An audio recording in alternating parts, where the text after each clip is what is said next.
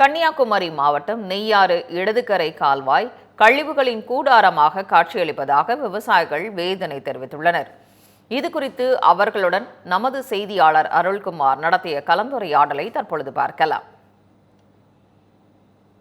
கேரள மாநிலம் நெய்யாறு இடதுகரை கால்வாயில் இருந்து கடந்த 2004ஆம் வருடம் வரை தண்ணீர் வந்து கொண்டிருந்தது. அந்த தண்ணீர் சுந்தரிமுக்கு பகுதி, களியக்காவளை அருகே சுந்தரிமுக்கு பகுதியில் இருந்து இந்த தண்ணீரானது கேரளாவில் இருந்து பிரிந்து தமிழ்நாட்டிற்கு அங்கிருந்த சற்று மூலம் அனுப்பப்பட்டு வந்தது.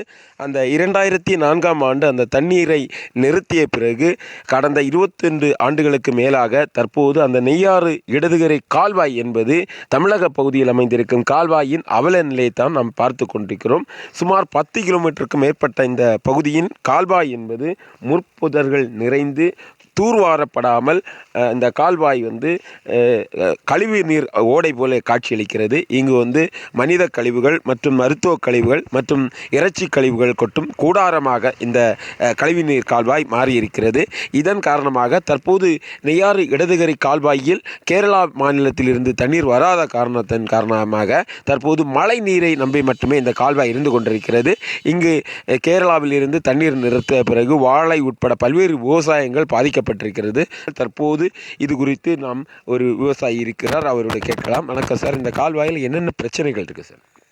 இப்போ முன்னாடி நான் இந்த தண்ணி இருந்தாக்கும் விவசாயம் பண்ணிட்டு இருந்தது. இப்போது என்ன சேனல் ஒரு சைட்லேருந்து ஆக்கிரமிப்பு தொடங்கியாச்சு. இந்த வாழை நடுறதில்ல, அது ஒரு பக்கம் இருக்கும்போது மறுபக்கம் என்ன கேரளா மாநிலத்திலேருந்து கோழி கழிவுகள், வேஸ்ட்டு, மெடிக்கல் வேஸ்ட்டு இதெல்லாம் கொண்டு இங்கே கொட்டுறாங்க. அடுத்து நான் பப்ளிக்கே வீட்டில் உள்ள வேஸ்ட்டு அதெல்லாம் கொண்டு இங்கே கொண்டு கொட்டுறாங்க. இது தண்ணி இதை அப்படியே தேங்கி நிற்கிது மழை பருவத்தில். அப்போ இது தூர் வராமல் இருக்கிறனால நம்ம கிணற்றில் இந்த ஊற்று இறங்கும்போது கிணற்று தண்ணியில் ஒரே ஸ்மெல்லாக இருக்குது. இப்போ எங்களுக்கு இங்கே கிட்டத்தட்ட ஒரு 250 குடும்பங்கள் இருக்காங்க. எல்லாருமே கிணற்றுலேருந்து தான் தண்ணி எடுத்து யூஸ் பண்ணுறாங்க. இது என்ன இந்த தண்ணி நாங்கள் எடுக்கும்போது ஸ்மெல், இதனால பல நோய்கள் வருது. மேலும் ஒருவர் இருக்கிறார். சார், இந்த பிரச்சனைக்கு என்ன தீர்வு ஏற்படுத்தணும்னு நினைக்கிறீங்க சார்? இது தூர்வாரி கரெக்டாக இதெல்லாம் பண்ணி தண்ணி கேரளா கவர்மெண்ட்டோட வாங்கி அந்த தண்ணியை விட்டாலே மக்களுக்கு விவசாயம் செய்யக்குள்ள இதெல்லாம் இருக்கும். மக்களுக்கு இல்லை இப்போ எல்லாம் மொத்தமாக அந்த விவசாய நிலங்களை எல்லாம் மொத்தம் ரப்பர் வச்சுருக்காங்க. இப்போ முன்னாடி என்னென்னா 6 மாதம் கிருஷி ஆகும்.